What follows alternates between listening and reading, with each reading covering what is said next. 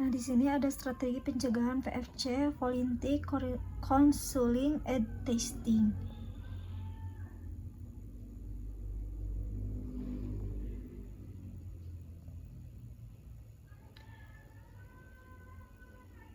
Pendekatan konseling dan tes sukarela sebagai pintu gerbang utama pencegahan dan perawatan. Nah, di sini juga ada definisi dan 3 fase VFC, yaitu bahwa VFC ini bukan sekedar tes darah, ini adalah paket layanan yang terdiri dari prates, konseling sebelum tes untuk menyiapkan mental dan menilai resiko, serta tes proses pengambilan sampel secara medis. Ada juga pasca tes. Nah, di sini juga itu pembacaan hasil dan konseling lanjutan baik hasil positif maupun negatif untuk merancangkan langkah ke depannya. Ada tujuan VFT ini tujuannya bukan hanya mencari orang sakit, tetapi untuk mengubah perilaku beresiko dan memutuskan rantai penularan. Serta ada keuntungan VFC, yaitu deteksi dini, yaitu memungkinkan pengobatan lebih awal sehingga angka harapan hidup lebih tinggi. Ada juga perubahan perilaku. Klien menjadi lebih sadar akan resiko kesehatan mereka. Serta di sini ada prinsip pelaksanaan, yaitu tekanan VFC harus berasal dari sekunder, tidak ada pemaksaan, kerahasiaan, identitas pasien terjaga, dan informed consent, persetujuan tindakan medis yang jelas dari pasien. Nah, di sini ada strategi pencegahan harm reduction.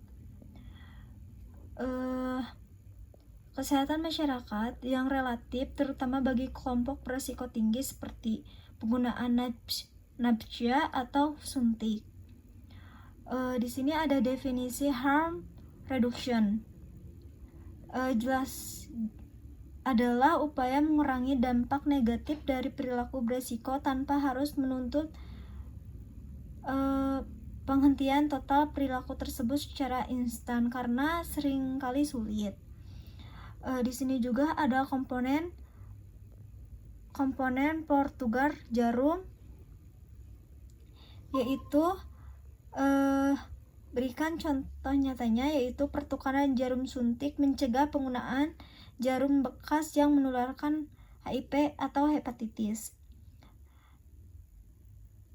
Terapi substik optimal medon menggantikan heroin ilegal dengan obat medis.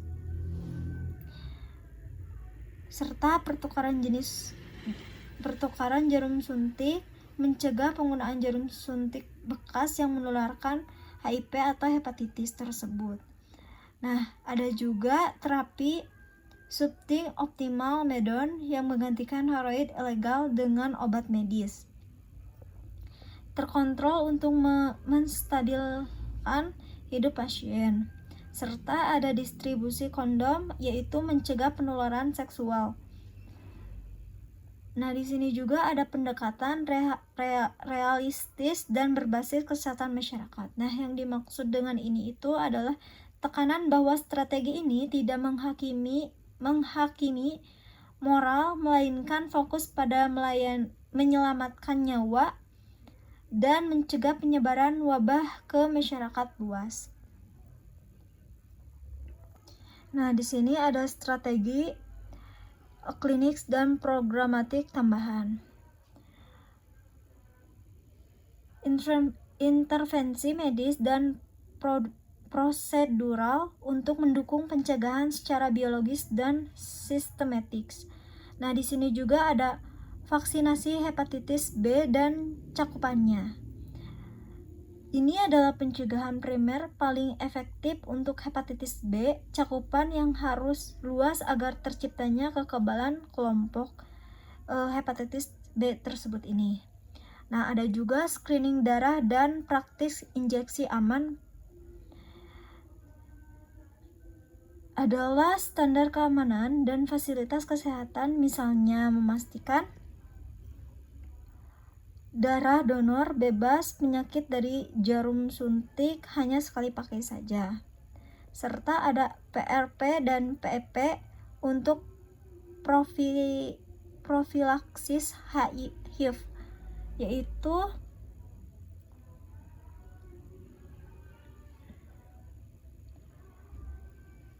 PRP dan PEP yaitu obat yang diminum sebelum beresiko pencegahan bagi orang yang sehat yang beresiko tinggi, yang sudah saya jelaskan sebelumnya.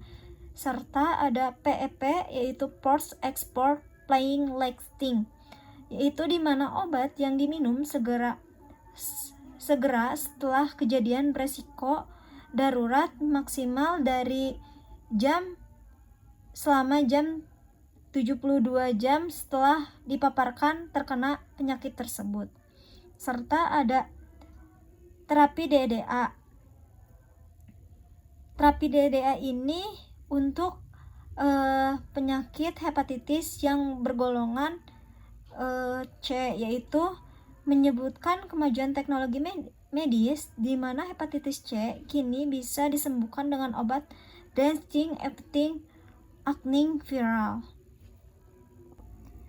Kesimpulan yang saya bisa ambil dari makalah yang saya terapkan yaitu hepatitis HIV/AIDS dan hepatitis BC sebagai masalah kesehatan masyarakat serius dengan klinik dan sosial luas, serta strategi pencegahan komprehensif dan transintegrasis dengan ABCDE, FOC, harm reduction, dan tahap klinis penting bagi masyarakat maupun pasien yang terkena penyakit hepatitis maupun HIV/AIDS. Serta ada peran kebijakan pemerintah, akses layanan, dan keterlibatan masyarakat untuk keberhasilan pengendalian penyakit hepatitis serta HIV/AIDS ini di kalangan masyarakat.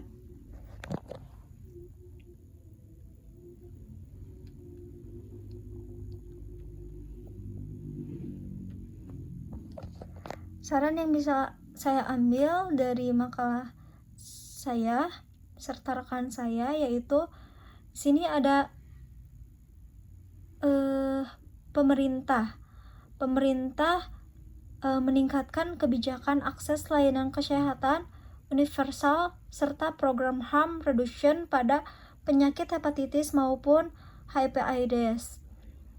Nah, di sini juga ada tenaga kesehatan, yaitu tenaga kesehatan mengupayakan kepada masyarakat secara luas, yaitu dengan edukasi, prakteknya dengan aman, serta pengurangan stigma pada pasien.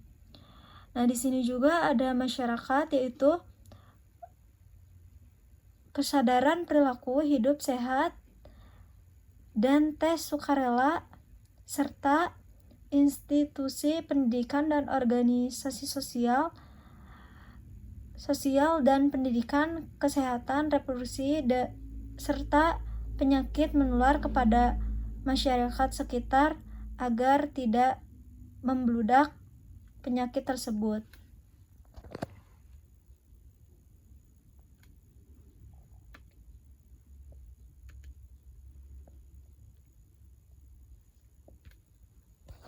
Mungkin dari kelompok kami sekian. Mohon maaf bila ada